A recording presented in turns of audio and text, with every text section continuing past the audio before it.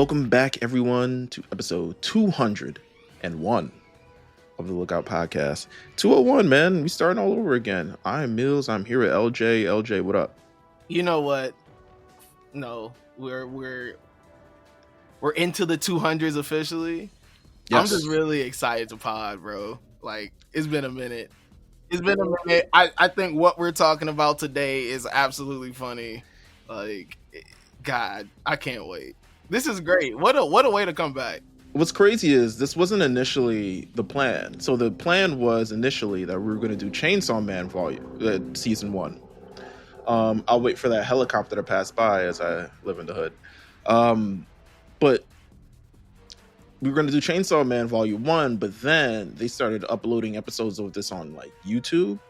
So I would randomly watch it. And then I was like, this is the most insane thing. And then people would respond. And I was like, I guess I got to do it. But we are not alone for this first episode. We have a day one Lookout guest here. Literally someone who's on at least the first 5 episodes of this is definitely day one. We have none other than my Two Belts podcast cohort, Carlos. Welcome to the Lookout, my man. How have you been? I've been great. Mostly working, doing this thing with Shonen Pump. Absolutely. We're headed to another convention. Wait till the announcement drops, but we're headed to another convention up here in the Northeast. Does the announcement drop any time between? So this is going to come out on Monday. Does it drop before that? Nah. Okay, all right, then never mind. Keep it to yourself. Yeah. But the announcement for the announcement, very Rick Ross of you. Exactly. Carlos addresses his enemies tonight on Dynamite. Oh my God, it's been so long since we potted together, man. Like, first of all, I gotta know what you're reading, because obviously over the last time since we've last spoken, we catch up every now and then, and we'll talk about anime and stuff like that. Since that has happened, a lot of manga has ended. Mm-hmm. So what are you reading now specifically? Week to week, unfortunately, Chainsaw Man Part 2. I'm waiting for him to have this, like, I don't know if it's like he's channeling Lynch or Kojima, but it's like, it's so much fucking expansive, nonsensical, non sequitur dialogue, and it's just like, bro, where are we going with this? This is it. We in the drop zone. This is it. This is the final run of this shit. Get it together. It's gonna be ridiculous. I'm almost sure. Absurd. It's gonna be the most nut shit ever. Mm-hmm. All pun intended. Yeah, I read Fire Punch, and that was pretty nuts. Like, okay. Yeah, so I try, like, in the time that this has been coming out, I read Fire Punch to be like, okay, so the manga is just batshit insane. That's really my synopsis of him.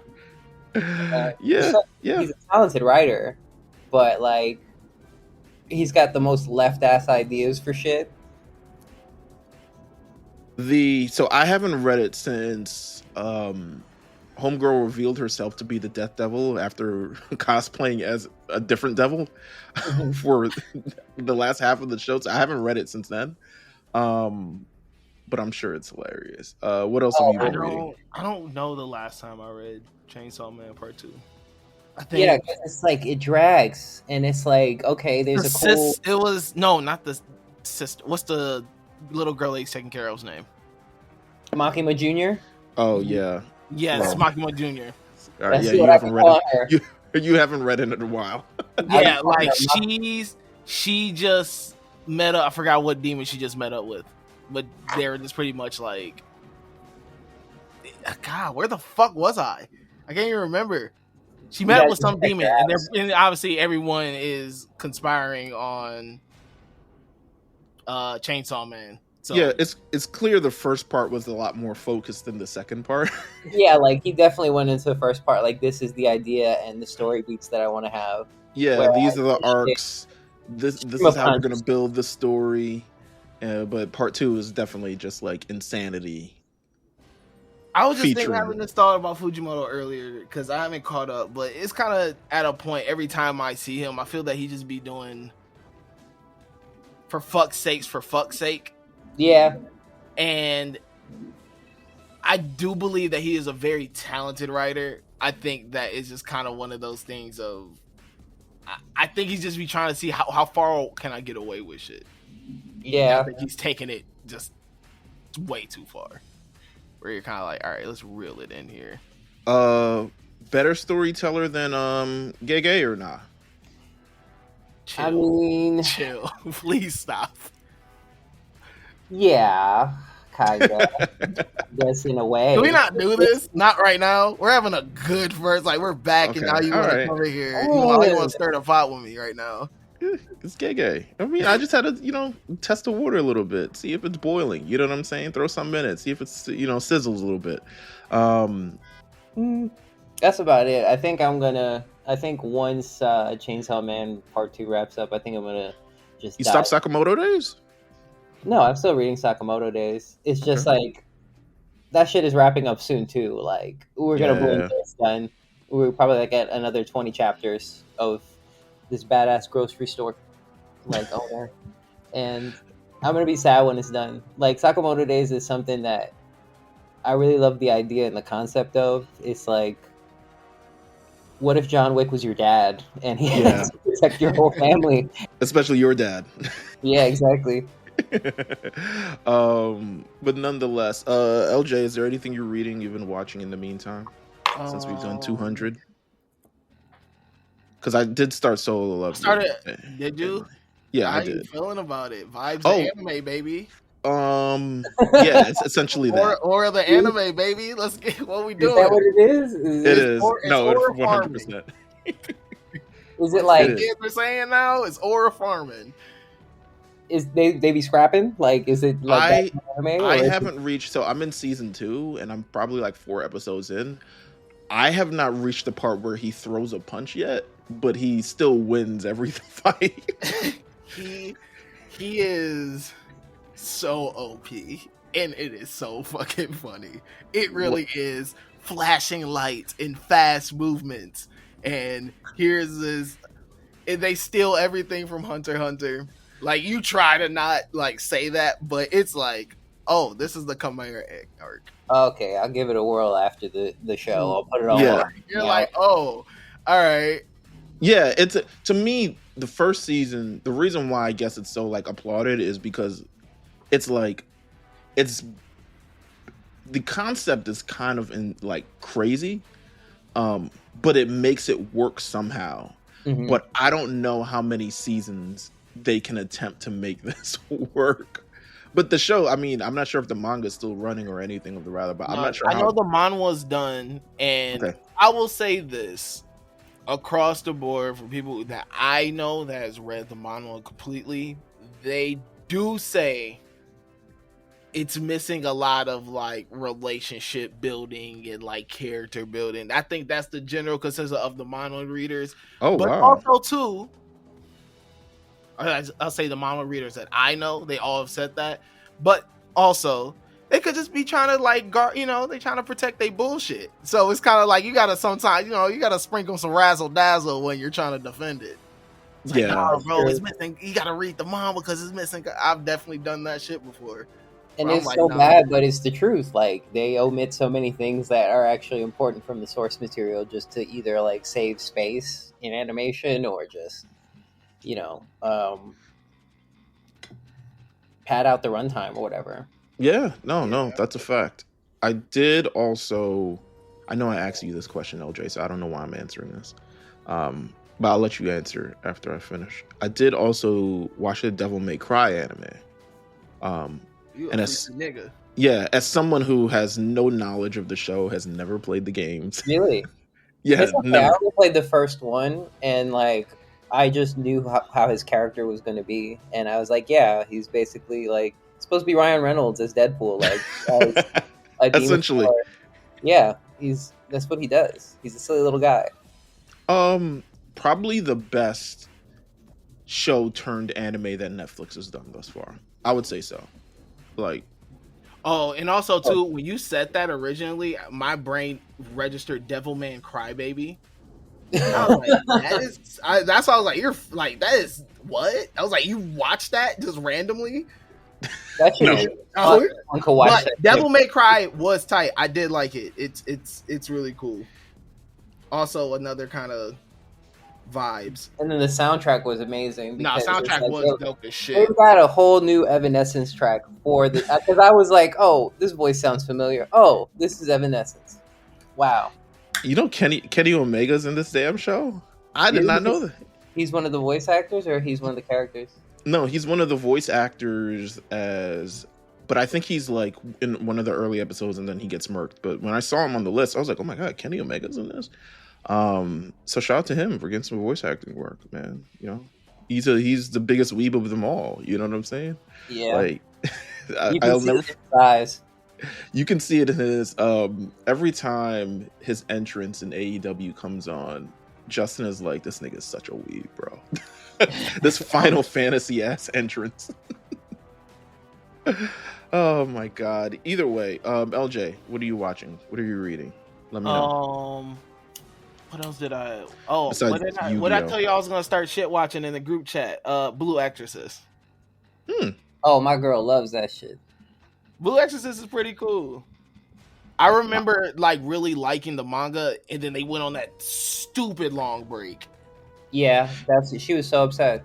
And then after the break, I never picked it back up. So I definitely need to catch up manga wise. But the show. Give me the general gist of what's the theme of that show. Satan got two kids who was trying to kill him. One of the kids got like the devil's powers, and the other one really doesn't, and they're exorcists, so they kill other demons. And then all right. Yeah. So, Devil May Cry again. Yeah, essentially. So, but this one's blue and not red. This is okay. Yeah. Okay, that makes sense. And then what else? I actually watched the end of Super again, and I was like, man, this was great television when it came on. Like the end of Dragon Ball Super was. I know we talked about it in the early episodes. This is when I first had Carlos on. We had Carlos and Jimmy on, and I had to edit so much out of that episode because y'all just kept cracking jokes on me. Which I need to, I guess, figure out a way how to bring both of you guys back again. And then I saw that man in the middle of Brooklyn one day. Just he lives not too far from me. I saw him in downtown Brooklyn. I said, "What the hell are you doing here?" He's like, "Oh, I'm going to work." I was like, "It's crazy because it's like Jimmy's frozen in time." He had on a tech, and I was just like, I would have asked, "What are you doing here?" That's what I would have. Me in Brooklyn? What? I know. I'll be there. But shout out to Jimmy. We got to get Jimmy. Jimmy's also hilarious. One day you'll meet him as well, Jamal. Because Jimmy's also right up the. I'll have a random 4-hour discussion with Jimmy about something. Okay, so we got that out of the way. I don't think there's any big anime news, to be honest with you. Like there's stuff that's coming out over the season. There's stuff that's coming out over the summer. There's a new My Hero series that's currently airing. It looks really good off the first 2 episodes. Not by like plot, just like looks good.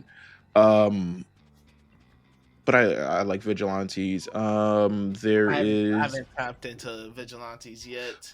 I like that the dub comes out the same day as the sub. So nice. You know, Lazarus. I have been watching that too. The new Adult Swim, the one from the creator of Cowboy Bebop. Ooh, okay. How's that go? That one it's solid. First 2 episodes. How many episodes is it?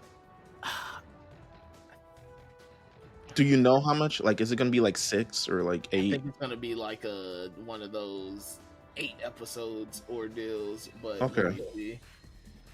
But I watched that, and then the new Gundam series that's on Amazon Prime. So the first 2 episodes of that had just came out. Carlos, were you ever a Gundam guy? The one that's not canon, like so G Gundam I really love, and Gundam Wing, and then they're all pretty good. It's just like, okay, space politics. Like if they just the West Wing with big ass robots.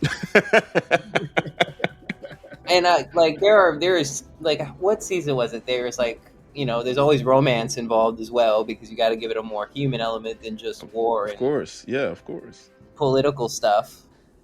But yeah, I mean, G Gundam was my favorite one, and people are gonna be like, that shit wasn't even canon. It doesn't exist in the Gundam timeline. And I was like, well, tell that to Master Asia. Yo, he had the sickest Gundam and the craziest name. I need the war crimes, man. I need it. I need the listen. We're breaking human rights laws. Like, it's great. I love it so much. Imagine living in America now, where we just like the president. We're just like we're financing Gundams now. Like we're just financing, tariffs. That'll make me turn. I can't lie. We're just financing a Gundam program. I'm signing up.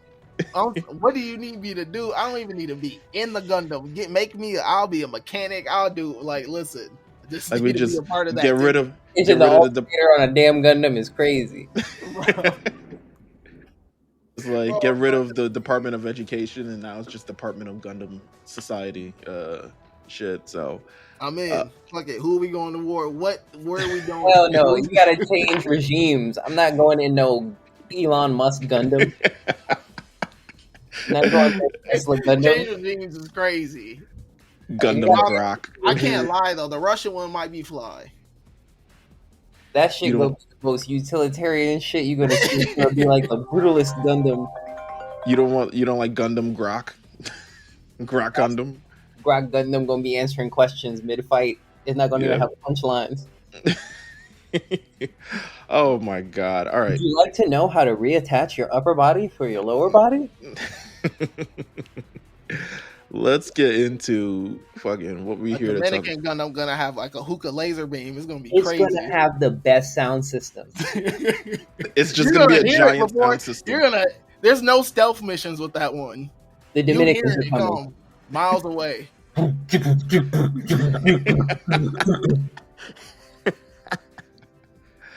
Oh my god. All right, let's get into Yu-Gi-Oh! Because which is also hilarious, by the way. I mean, this series is kind of the fuck you got me watching? Let me take a step back for a second. I know we're gonna answer that right now, but let's take a step back for a second. And I already asked you this before we recorded, but I'm gonna ask you this again, Carlos. Did you watch the original run of Yu-Gi-Oh! As it was airing? Absolutely. I was going to there was a game shop by me called Kobe's World. Mm-hmm. And they used to sell the cards and video games. They used to have Marvel vs. Capcom 2. We was there buying cards, bruh. Yeah. Trying to see who got what. What's the best card that you feel like you've owned? I think I stopped right in middle school, like by the time the second season dropped. So I guess one of those like holographic cards, like Jinzo. Like I use that shit all the time because of course Jinzo was awesome. People up it on you with the trap cards, crazy. Yeah. I mean, to be fair with you, the allure of the show really drops in the second season when it just goes on a complete filler arc for about 90 episodes, or what it seemed like.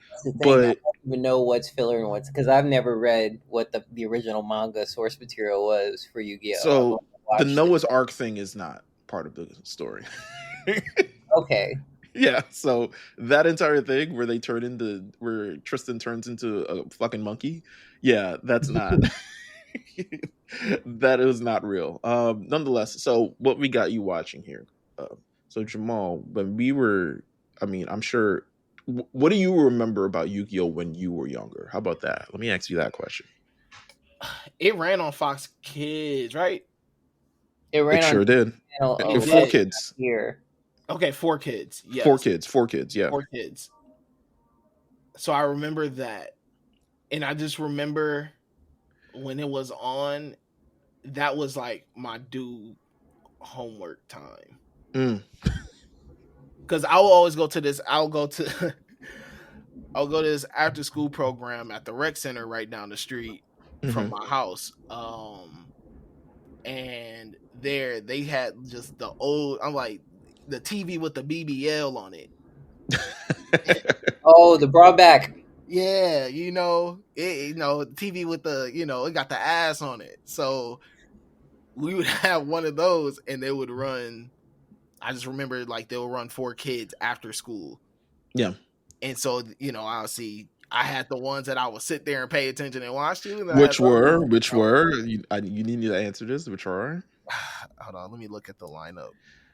It was Pokemon, Jackie Chan Adventures. Yep, Pokemon for sure. Jackie Chan Adventures for sure. I'm trying to think of the other ones. I don't remember 4Kids lineup. It's very I mean, it had some other bullshit on it. Dragon Ball Z is pretty early. I think Dragon Ball Z is probably before you started watching, because Dragon Ball Z came on 4Kids like in the late 90s, like 1997 type shit. But no, but to be honest with you, it's definitely part of that lineup. 4Kids really. When I remember this series, I remember the 4Kids dub. And it actually, like, when people tell me about the actual how the show actually goes, I'm kind of not disappointed, but I'm like, please don't ruin the hilariousness for Digimon, me. I would watch. Digimon was on Fox Kids, yeah. I'm trying to just look, because I remember they had the morning time block too. Yeah, there's yeah, they had what I called Power Rangers and everything after. Yeah, that was Fox Kids. 4Kids was like Pokemon. Yeah, Fox Kids. There we go. That's what I'm showing. Like Fox Kids, right? Yeah. Yeah. Kirby right back at you. Shaman King. We had Digimon, the Animaniacs, obviously. Like they would just run a bunch of stuff, but like I just remember every time Yu-Gi-Oh came on, I'm like, all right, we going outside to go play basketball. That was kind of like my time to break away. I was like, that was me when Gundam came on. I'd be like, all right, time to do homework. Because I wasn't watching that as a kid. I was like, this doesn't look that interesting. Serious, right? Yeah, that's what I'm saying. Like, I was just like, bro, this is too serious for me. Like, Sailor Moon, I'd watch. Dragon Ball Z, I got. After, when it was time for Gundam, I was like, nah, this show, niggas just talking. I was losing my mind when Yu Yu Hakusho came out. I was like, this man talking crazy to these demons. Yeah, absolutely. Yu-Gi-Oh airs in Japan. Well, the Duel Monsters. So we're not going to talk about it, because I'm sure Jay would kill me if I did not mention that we're talking about the second series of the show, Duel Monsters. Because the first part of the series, and I told you this last time when we talked about it in episode 200, do not go to find season 0. It's going to make sense eventually. It's like watching Dragon Ball Z and then watching Dragon Ball. Which even we have to do in America. Absolutely. Which actually added a lot of context and probably gave you a better appreciation for Dragon Ball. Absolutely. Now, I've never watched season 0 of Yu-Gi-Oh! Because there aren't actual card games. It's just actually like teenage issues and shit, and like, you know, bullies and monsters and souls being taken away. And I'm sure it's actually fun and a great time. I need the pointless. Huh? I remember we attempted to do the manga on Big Eyes. Didn't work. Is the manga season 0 supposed to be like a more canon type of thing, no, or is it season kind of 0's tried to be like make it more adult, and they were like, or make it more mature, and it was just a bad attempt? So season 0 is in the manga. Okay. It's season 0 starts the manga, and then it goes into the Duelist Kingdom arc. But season 0 of this has a lot less to do with actual card games. This, once you realize that all of this has to do with card games, and it's actually a ridiculous premise for a show, and like all the things is, it makes you laugh and be able to understand the charm of this show by realizing how ridiculous all of these kind of situations are. So when you start this show, and it's like, you know, you start the show, I don't know how to wrap my brain around these first 3 episodes, really, because I have a question. Okay, please, because you have a lot of you told me you had questions ready for this. Yes, I have a question. Okay, because it felt like the studio. Yes, like the studio or the animation, whatever, whoever was heading this, it felt like they were betting it all on these first 3 episodes. And they were like, yo, we got to get the people into this. And what is the most ridiculous way? Like, how can we just intensify the stakes so much in these first 3 episodes? Because and maybe none of this matters like later on, but the cards that were drawn, just like the people that he's battling, like his grandpa just getting beat up and taken hostage, like it just feels like there's a lot of stakes in the first 3 episodes. I'm like, where do you go from here? So the crazy thing is there's a lot of stakes, but I feel like people aren't acting like there's enough stakes, in my opinion. Yeah. No urgency on these motherfuckers at all. Yeah. That's real shit. Like, oh man, Grandpa's soul got stolen. Let's talk about, because I want to get into a lot of things for these first 3 episodes. So let's get into the actual first episode itself, because it starts off as, hey, there's these friends around the table. They're learning this card game. Joey, who is an inexperienced duelist who wants to learn how to play Yu-Gi-Oh. Yugi, who is the more experienced duelist and can actually play the card game. Mind you, regular ass card game. The fucking mat, the cards. You play a card. You subtract a number. It's the regular way how people actually in real life play this game. Obviously. And how the video games are. Yeah. Like, and the video games were literally just you sitting there picking cards. Yeah. And there's a strategy to it. And they started adding animations with like the monster attacks, but like it literally used to just be your card appears, gets slashed in half, disappears, life points deducted. Yeah, essentially. So regular ass card game. And they're like, oh, Joey's like, oh, I'll never get it. Let's talk about these 4 characters real quick. Yugi. What's everyone's take on Yugi in these first 3 episodes? I hate that he has to transform into some weird deep voice nigga that's like at least 4 inches taller to actually get... Which they don't explain why that happens. Yeah, they don't explain why that shit happens. He's just possessed by Tutankhamun. But as a kid, you're like, Yu-Gi-Oh! Oh, absolutely, because we love transformations. That's the Dragon Ball Z brainwashing. That's absolutely. The DBZ my realization that this nigga transforms. I was like, oh, to win a card game, which is just chance, bro. Oh, this nigga turns into he gets possessed. Like, yes. Just to hit a parlay. Like, everything is chance in this game. It is. So Yugi, the protagonist, the main character, a little bit naive, but really good at card games, but kind of like the easy, calm, kind of like going. Let's talk about Joey from, Brooklyn accent Joey. Brooklyn, Boston, Staten Island, like they can't really choose one. My fathers. Working class Irish Italian. Yeah. It's from somewhere in the Northeast, just not Baltimore. So it's ambiguous, but he's trying out different ones. He's the pop off king. He's the one who's like, Yugi, that guy looking at you weird, I got a gun.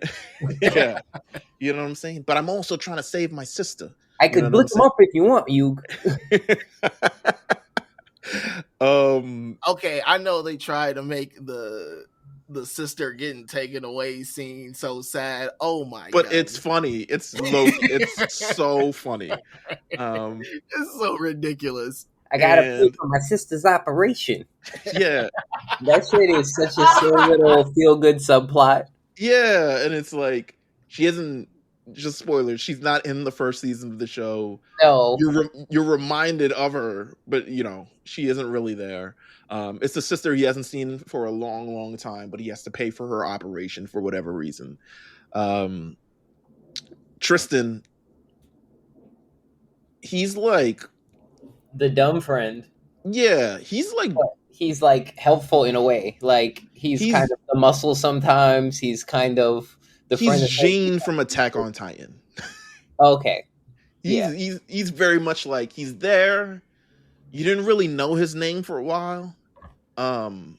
He's kind of mean to start, but then he, warms up. Like but he doesn't play card games. He's just a friend. He's a just chum. there, and that's whatever. Like I feel like they could have done more with his character. They absolutely could have. And then Taya is anime woman. Yeah, it was a bad time. Taya is, I like cute shit. I like girl shit. I'm low-key kind of the romantic interest, but not really.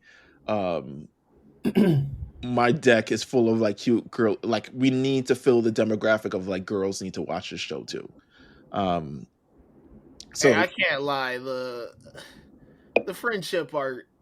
The friendship is a lot. The friendship tattoo. The writing on the hands thing, yeah. I was like, it's very whack, but it is what it is at this moment. And then sitting across from them, mind you, this is the first time and the only time you will see this nigga in that school. He does not go to. Quite frankly, I don't think he goes there. Yeah. Just because it is Seto Kaiba in a room reading a nondescript book. I think they censor out the title of the book. That's what they said on online. Rich Dad, Poor Dad. No. It was 48 Laws of Power. It was some German book. So Mein Kampf? Third Reich. No, don't do that. Don't say that. But he's reading some book and he's over and listening. He's like, rare cards. I got to go see what it is. So because they are all essentially like, hey, my grandfather owns this card shop, which if my grandfather owned a card shop, I would also bring all of my friends there all the time. But he says he's also an expert duelist and he can teach you how to, advance your deck and also teach you how to duel. So they go over to the card shop. Never established actually how old this card game is, because why is this old nigga an expert? Nothing is established in the show. Yeah, it's so fucking. No, I mean, I guess the game itself is what, thousands of years old?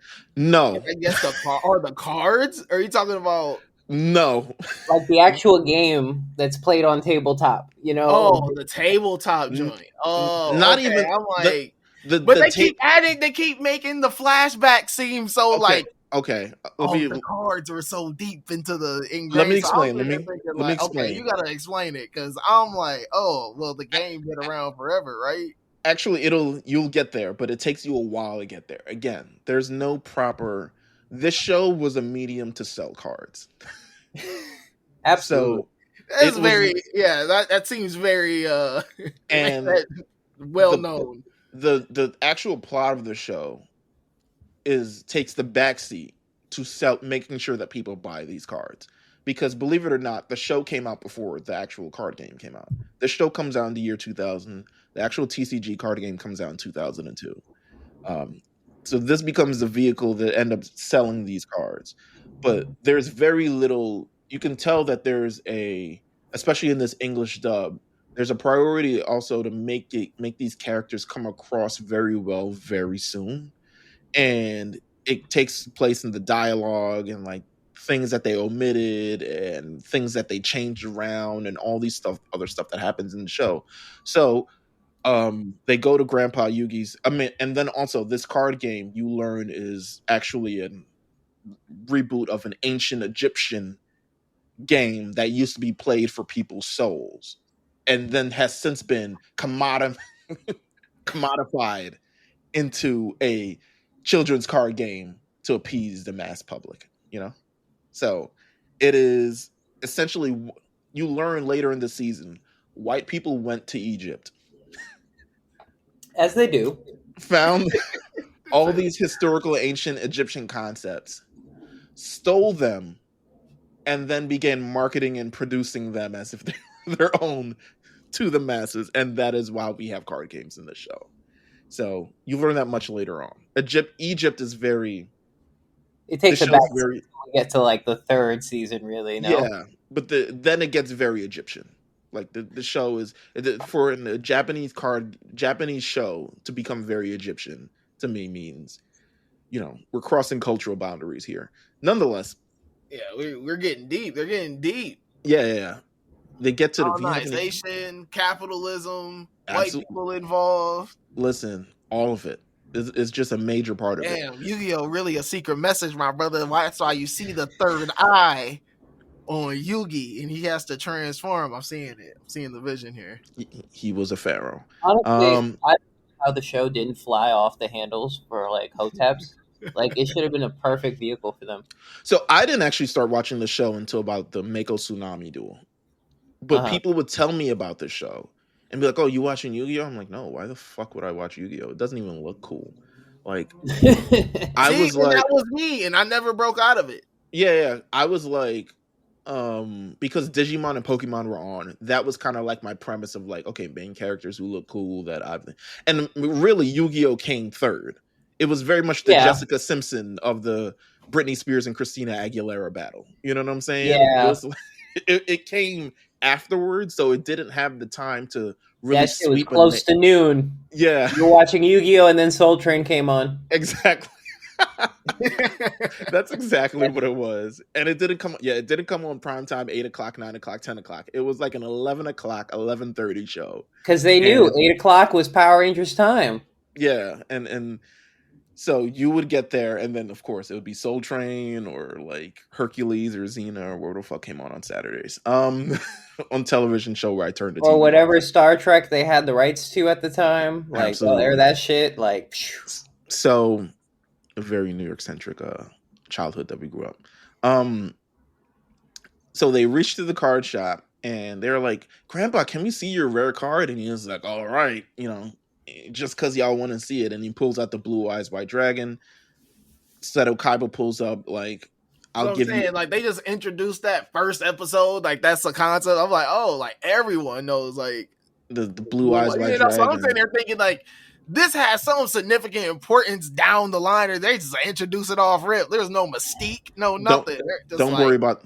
First of all, I hate the way they look on the cards. Like the Blue Eyes White Dragon, he looked like a little scrunched up sad dragon just stuck in that frame. Shit looks so sad. And then you get the Red Eyes Black Dragon. He looks fucking tweaked out, man. Yeah. He looks like K2 Dragon. Meth Dragon. but he gets there and Kaiba's like, "I want the card, give it to me. I'll trade you a bunch of these other cards," and it's like a random assortment of like whack shit. And Grandpa's like, "No," and he's like, "How much do you want for it? I'll pay for you." And then he's like, also like, "No," and like Seto Kaiba's like, "I'm gonna leave, but I'm gonna get you back." Next scene, he's kidnapped. They kidnapped the whole old man. Fuck a small business owner. Yeah, fuck he that. Said, rough that old man up. Get him out of here. So his goons show up. Mind you, again, you never see him in the classroom ever again. This nigga is fully the owner of Kaiba Corp, which is the business of making card games into holograms. So when you see the duel that they have, with Kaiba and Yugi have, like moments after, that is the technology that Kaiba pretty much is in charge of making Duel Monsters this like massive thing. Either way, he kidnaps the grandpa. Okay, and then so then that explains why obviously you see like parts of the TV show why like the cards come alive essentially. Yeah, essentially. Okay, he owns the technology. There's outside of when Maximillion pulls up, there's no real like magical like part. There's like a magical element. Like you'll see it in the first episode. when he does it, it's actually magical. Unfortunately. So I'm sorry to confuse you, but that is actual magic. Okay, yeah. All right, I'm just explaining. I'm putting the pieces together. Okay. Putting the Millennium Puzzle together. So eventually, yes, he kidnaps his dad and forces him to a duel, and then his dad is somehow, he whites out like in fucking Pokemon. And loses $2,000 facility. Yeah, bro, he was like they had to call an ambulance after this card game just because he lost the card game. I was like, Grandpa, you took your meds? So, oh my god, she was like, no wonder this is why Grandpa got his ass whooped. Like, right. Like, no wonder he was knocked out. I was like, so what? He wins the card and then rips it up because he's like, y'all niggas can't have. There's only 4 that exist in the world, and I have 3, and I do not want this used against me at all. So he rips the card up and is like, fuck this. So they're like, and mind you, when the game came out, you could buy that shit like as many as you fucking wanted. Yeah, it's not as many Blue Eyes dragons as you wanted. There was no rule or limit on that shit. Yeah, not at all. But in this world, there's only 4 of them, and one of them were ripped up. So we get now. So they challenge. Is it Yugi who challenged Kaiba, or Kaiba who challenges Yugi? I forget. I'm assuming it's Yugi who's just like, hey, I will, duel you, to take back my thing from my grandfather, to avenge my grandfather. So they take Yugi's grandfather to a medical facility, and then the duel starts, and this is essentially the first duel of the show, and all the cards and all the monsters and all the things that come into life and all this other stuff like that. You don't need to know these cards' names; they're pretty insignificant. Realistically, not a lot of them in this first episode ever actually appear back in the show in a kind of significant way. It really just depends on, oh, that looks cool. Oh, okay, that's all right. Yugi summons Exodia to win this thing. Once again, something that I thought was like, oh, you might want to introduce that later. That feels something that kind of cool and important that I would like to see in a big moment. They're like, nah, fuck that. We're going to put this first episode. It's not about to be in a second. So you get rid of that idea like post haste. Yeah. So he summons Exodia, and the idea with Exodia is if you have all 5 cards in your hand, you win automatically. Even in the video games, you assemble the 5 cards, game stops, little mini sequence. You got it. That nigga's got Exodia. Pack it up. So in the show, it's big Exodia obliterate. That's like one of the main big parts of this fucking show. Kaiba gets defeated, and then the grandfather is like rehabilitated from the defeat, essentially. And then essentially going from there to episode 2, word goes around that Yugi whooped Kaiba's ass. Because now he's got a reputation. It's like, man, that's Yugi. He's the one who faced Seto Kaiba and defeated him in that thing. I'm like, I thought this was a private duel. I didn't, or maybe Joey and them kind of just like eventually like told him all these people around. Anyway, episode 2 was essentially them saying, Joey, you got to learn how to duel. Nigga, you got to figure this out. So the grandfather goes through this rigorous training schedule of teaching him this card game, which is fucking ridiculous, by the way. Right? It's like, yo, you can learn spades in like a sitting. How complex could this card game get? It's like the very beginning. Yeah, it is. Joey, you got nothing but monsters. Essentially, which is a terrible deck. Yes, absolutely. It's like, Joey, you need magic cards and trap cards. Like, I don't even know how you got a deck with just monsters. It was like, we'll take you to Grandpa, see if he can train you. What? You got a training arc on a card game? That's what I'm saying. It's not like he's trained for 20 years on how to do this and he's the Duel Masters Grand Champion or some shit. He's just some old guy that owns a shop. Yeah. Mind you, me, Carlos, we're 10, 12 years old and playing this card game perfectly fine. Like, we understand the rules, even the rules that aren't actual rules. Like, this show's rules. Doing shit in the show that you were like, what the fuck? Like, it's like... Because you can't do that. And yeah, like, you drawed 3 cards and then placed 2 on the fucking mat, and then, like, okay, what are you fucking doing, bro? Yeah, there's a lot of rules in this game. The first season, notably, takes a lot of creative liberties with the show because they, again, prioritize the story of the show over the rules. And the action beats, absolutely. Like, action came first in making the show because it's like, oh, if we make it cool, kids are going to want to buy these cards and find these cards and shit. Absolutely. So they watch this card game on TV. It's between Rex Raptor and Weevil Underwood, who are... Yo. First of all, their voices... Like, I can do them shits from memory. Bro, see... Like, Weevil! Yeah. Yugi, let me tell you something about voice acting back in the day. The charm that is lost in voice acting... Don't get me wrong. I'm sure people think this is stupid. or the voices were stupid or too exaggerated or culturally inoffensive or anything. I've remembered Joey Wheeler's voice in my head for fucking 25 years. Exactly. It becomes iconic. Yeah. So I always wanted to ask a voice actor this, the evolution of voice acting to be, especially nowadays, right? Like you listen to Solo Leveling and it's like, no offense to like Alex Lee, who is the voice actor for Jin, forgot his name, Jinchu or Sungwoo. But it's like there isn't any character within it. It's essentially like, and I think it's more so the medium of that is not to offend. And then it's also like, let's make this the most, you can just translate it to anything. Whereas you get to Pegasus, who shows up. And how would you classify Pegasus as a character just early on? What's your vibe on Pegasus?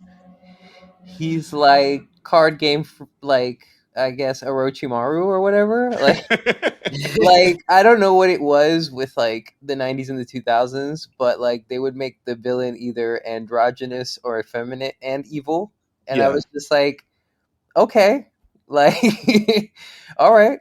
And then you're like, oh, he has a wife. Oh, okay.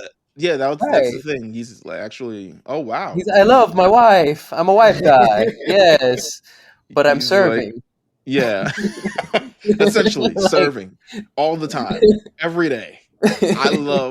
I'll just say this, as a villain, I love Pegasus. I think Pegasus is he's hilarious. There isn't anything redeeming for a while. They mess it up at the end. They mess it up at the end, but whatever, it is what it is. His villainship is eventually over at the end of the season. But he's a great overall villain for the show, for how he torments these children throughout this thing. And keeping your grandpa and your little brother in the breast pocket of my suit. Not even no card sleeve to protect essentially them. So halfway through the episode, Yugi gets this influencer kit. With a videotape and a glove and some star chips. He gets the video and it's Pegasus. I would be freaked the fuck out. As a Minnesotan, hell yeah, Pegasus is he's Prince. If Prince was, yes, like he's full blown. He got the blouse under the suit. Yeah, he's in red wine. Like he got this golden eye. He's mad flamboyant. Actually, I'm trying to think now. Do you think he could be like JoJo inspired? That's possible, actually. Yeah, I could definitely see that. JoJo is definitely before this. Yeah, I could see that. So he opens up this influencer kit. It contains the glove, the star chips, 2 star chips, and the VHS tape. Pegasus shows on the screen, and he immediately challenges Yugi to a duel from the video, which is wild. And they go into essentially the Shadow Realm in a sense, which you'll learn about later on, I guess. I don't know, unless you. Yeah, that's like the magical portion of this shit. Yeah. So it's what the ancient Egyptian things. So through this battle, Yugi learns about the shit that's hanging around his neck that we've been wondering what the fuck this thing is. So he learns about that. Piece. Yes, the Millennium items, which are ancient Egyptian artifacts. That's a big trademark term right there. Ancient Egyptian artifacts that's been used in the past in this grand scheme and story that doesn't really matter right now, but it's going to matter much later. That shit used to get me so mad because you would sit there and you'd be like, okay, when are we going to see all 7 of the fucking items? And it's like they fucking breadcrumb you like crazy. No, you only see like 5 of them shits. Yeah, through the first like 3-4 seasons. Like yeah. And just in this season it's like 3. I guess it's 3. Yeah. So I'm guessing every season he's battling somebody that has another part of the artifacts. Not exactly. Okay. Yeah, not exactly. There are large that parts felt like of a the layup. story. That felt like a layup for them. Just yeah, every other person with the artifact, the villain for the whole entire season. They are definitely part of the story, and each of them has their own special technique. The Millennium item, I guess, just turns you into a fucking sexy. You just get possessed. You get It's really good at card turn games. to Lenny Kravitz. Like that's all that happens here. Yeah, it would turn me 6 feet tall. That shit would get crazy, and my voice would be like 2 octaves deeper. Because the Pharaoh lives in it, so it is what it is. What kind of man?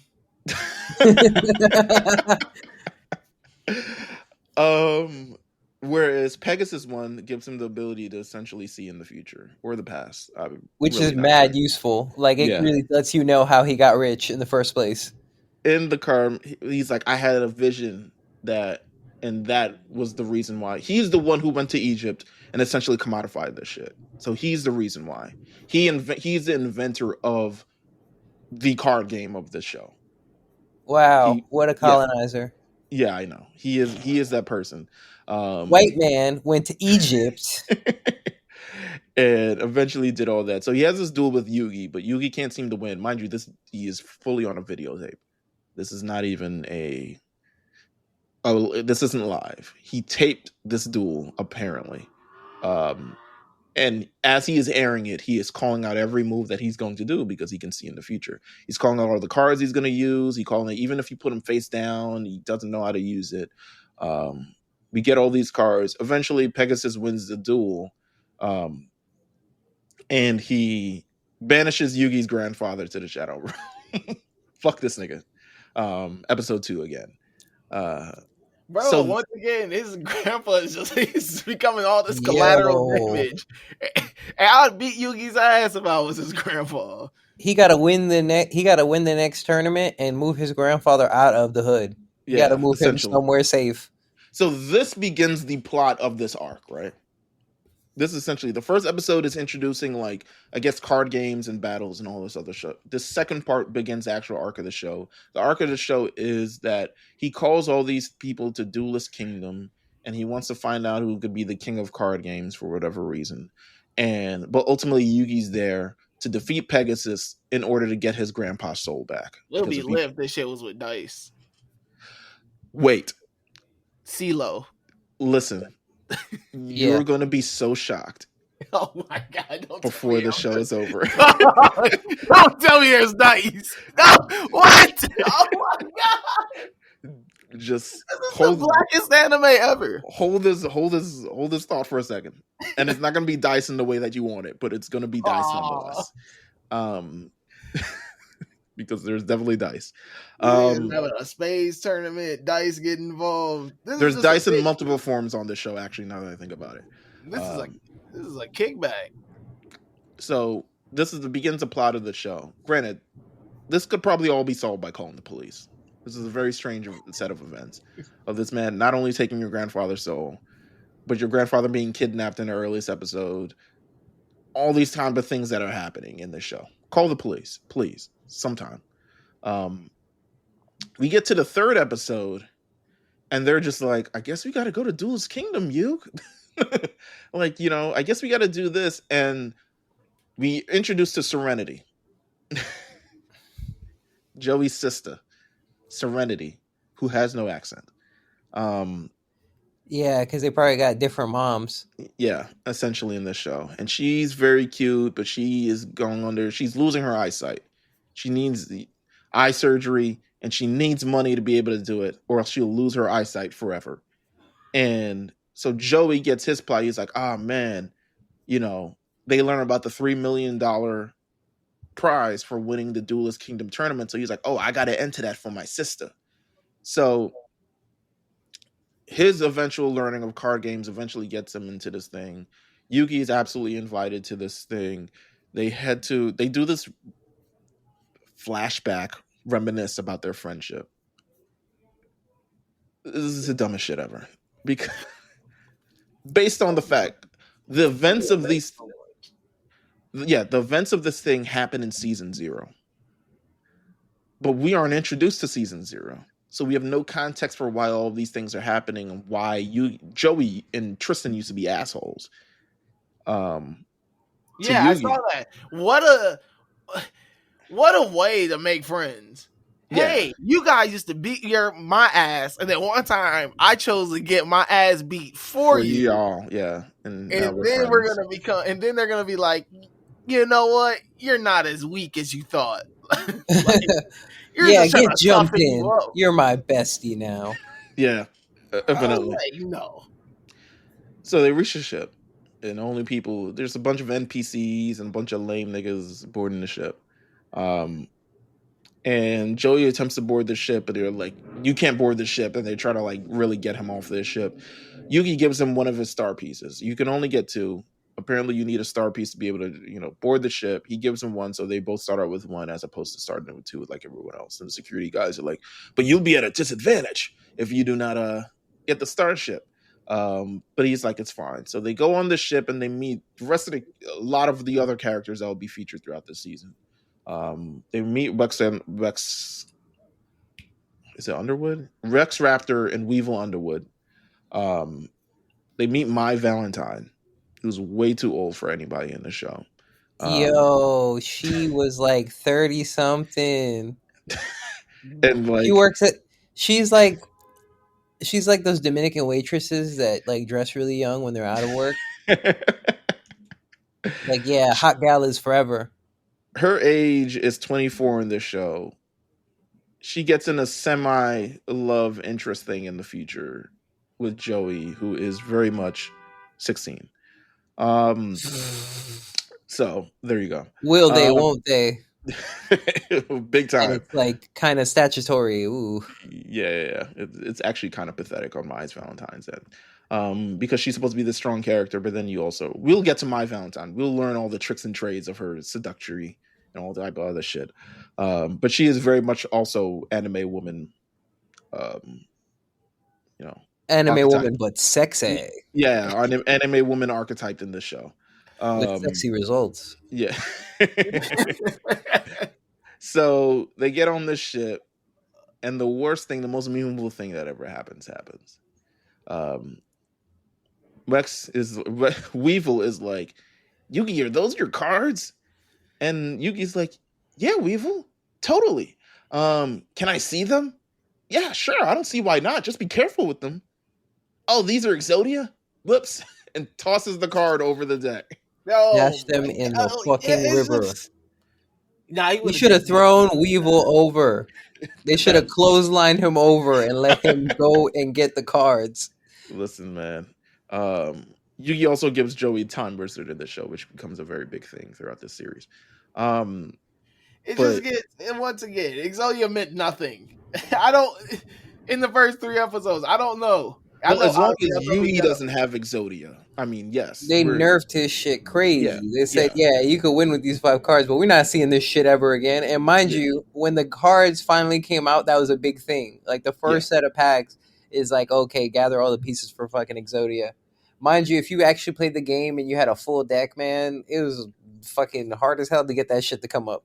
Yeah, it's really... Because you're sitting in your hand with just like, I have a leg of Exodia. I have 2 legs of Exodia. And maybe like I have the 3 piece of Exodia. Where is the biscuit?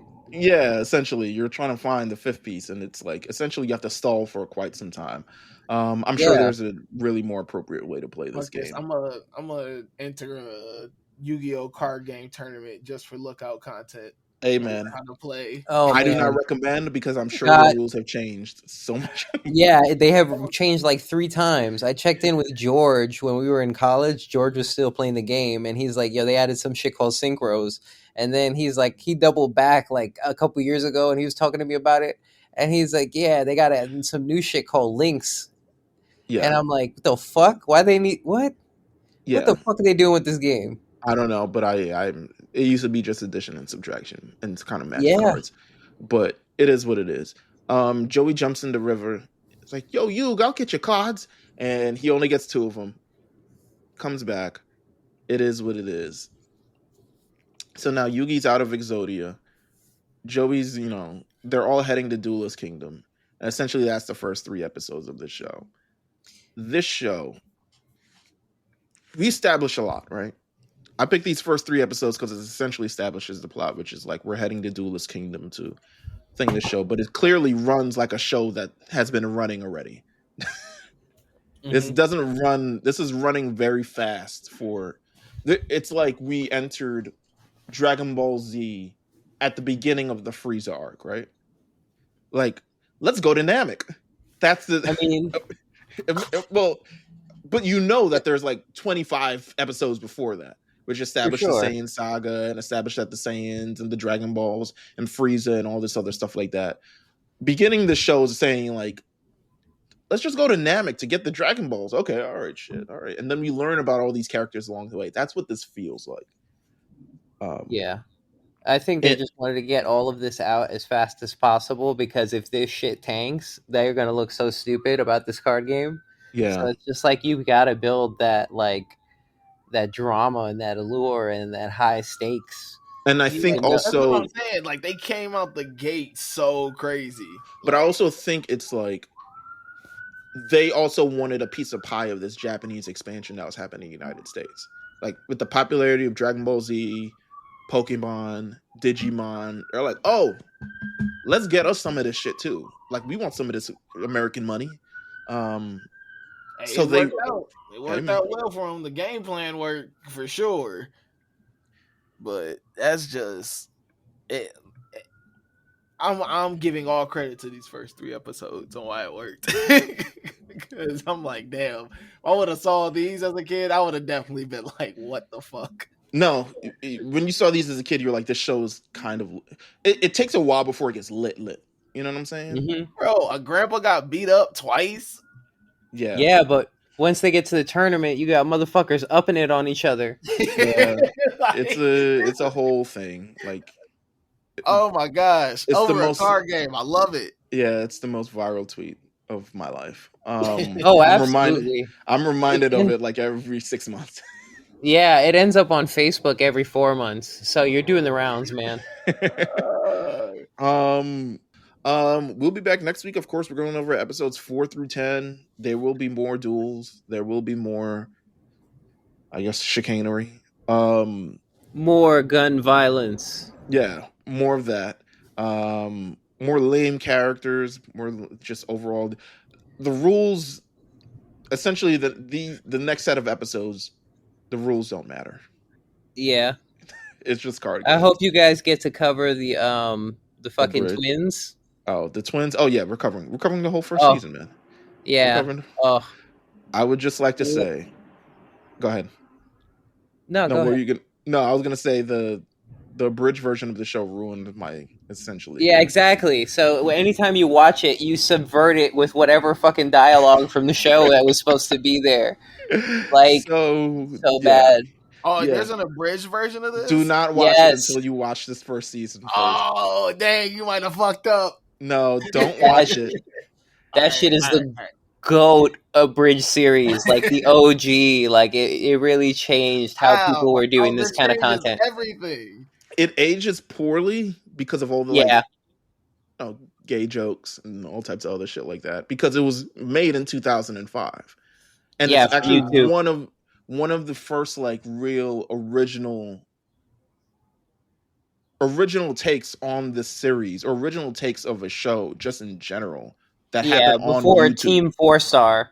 Yeah, it's years before Team 4-Star. Pre that era, right? Okay. But is it better than the Team 4-Star Dragon Ball Z one? It's some shit in there, but the Team 4-Star one is just perfect editing, perfect dubbing. This is a little bit more cruder, but you don't take the show seriously, just like we don't currently take this show seriously. So I would if I were you, go ahead. The intro theme, it just sounds like the music in like the early 2000s, like when someone pops an X in the club, like that's the music that plays in the background. It's time to, and then you could probably drop any shit from there. Yeah, it was a motherfucker going crazy on a synthesizer in a room with like one bag of cocaine in a dream. After it's time to that's hard. Yeah, it's hard drug central. You can drop anything from there. It's shown in Pump Park. You can drop anything from there. You can drop. It's time to dirty wine. All that shit. It is perfectly from there. It is the leaping point for anything in your imagination. Carlos, thank you for joining us on this first episode, my guy. Thank you for having me. This has been great. This has been hilarious. And I look forward to continuing to cover this series with you, Jamal. I'm so happy that we're doing this. This shit is so like I was like, all right, I'm going. I don't know. I'm like, it's gonna be kiddish, whatever. I don't. And then it started. I was like, yo, what the fuck? Yeah. I was like, who greenlit this? Yeah. Oh my gosh, it's amazing. It's the 2000s. Yeah, it really is. It really, really is. Thank you guys. Again, next episode, we're going through episodes 4 and 10. So if you really want to watch it, you can watch along with us. These episodes are fucking everywhere. They're on Hulu. Yeah. They're on Netflix. They're on YouTube. They're on Pluto. They're on anywhere where you can find anime or video content. They're on probably Daily Motion. They're probably on the whatever Japanese fucking illegal streaming service you have.